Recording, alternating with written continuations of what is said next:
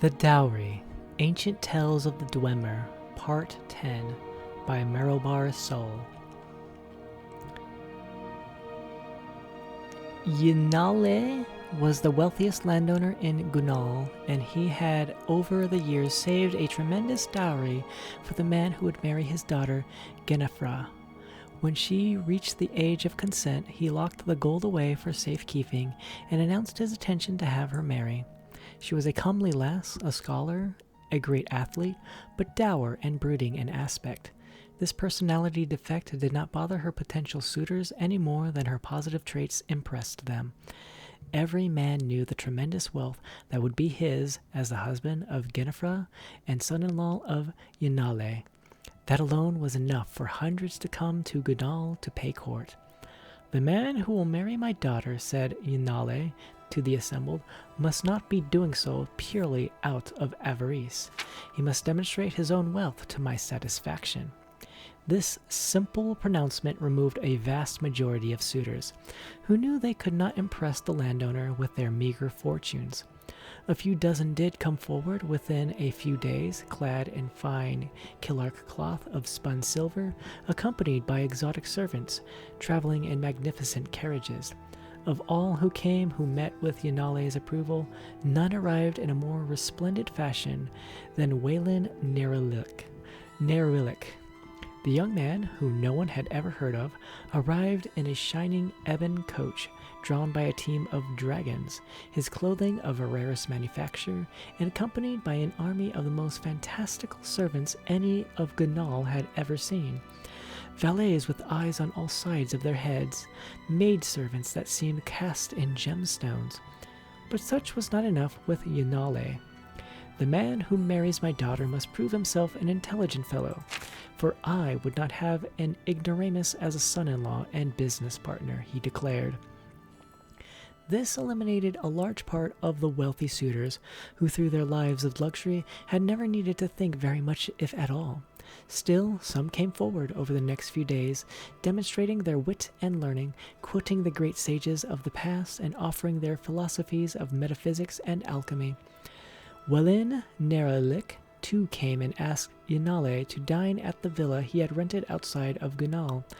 There the landowner saw scores of scribes working on translations of Aldmeri tracts, and enjoyed the young man's somewhat irreverent but intriguing intelligence. Nevertheless, though he was much impressed by Yelin Nerelik, Yinale had another challenge. "I love my daughter very much," said Yinale, "and I hope that the man who marries her will make her happy as well.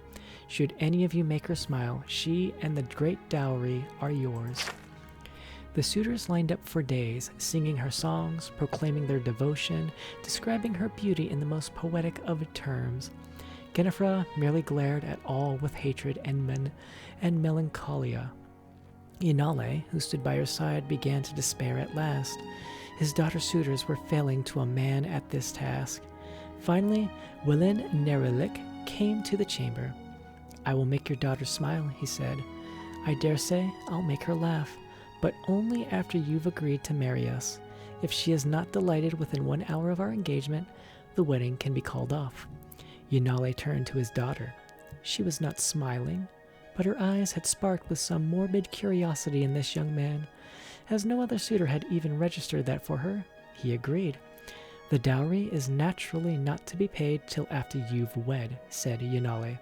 Being engaged is not enough." "Might I see the dowry still?" asked Welin.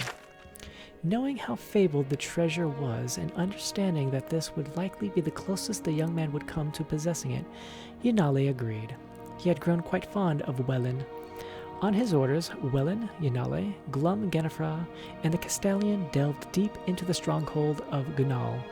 The first vault had to be opened by touching a series of runic symbols. Should one of the marks be mispressed, a volley of poisoned arrows would have struck the thief.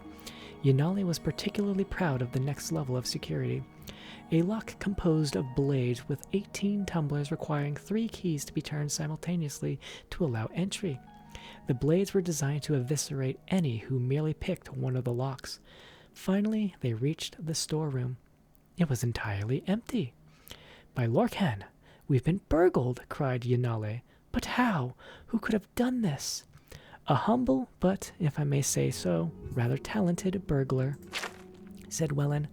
"A man who has loved your daughter from afar for many years, but did not possess the glamour or the learning to impress. That is, until the gold from her dowry afforded me the opportunity." "You?" bellowed Yanale, scarcely able to believe it. Then something even more unbelievable happened. Genefra began to laugh. She had never even dreamed of meeting anyone like this thief. She threw herself into his arms before her father's outraged eyes. After a moment, Yanale too began to laugh. Genefra and Wellen were married in a month's time. Though he was in fact quite poor and had little scholarship, Yanale was amazed at how much his wealth increased with such a son-in-law and business partner.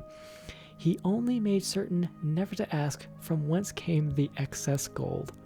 Publisher's note: the tale of a man trying to win the hand of a maiden whose father, usually a wealthy man or a king, tests each suitor is quite common.